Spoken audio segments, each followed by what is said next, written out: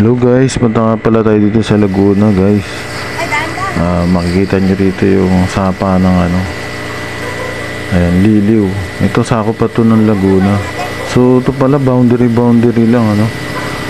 So mamaya pupunta tayo dito sa ano, San Pablo, Barangay Ocampo. So makikita nyo rin yung lugar to. Malapit din to sa Batangas. So paikot kasi siya. So boundary, Quezon, malapit din sa Quezon. Ayan. May mga palaisdaan pala rito guys. Kung gusto niyo bumili ng isda, marami itong mabibilan. So ito yung pinakapasyalan nila. So isa rin to sa tourist spot ng mga taga Laguna, taga Calamba. So ayan. Okay, sana magustuhan nyo.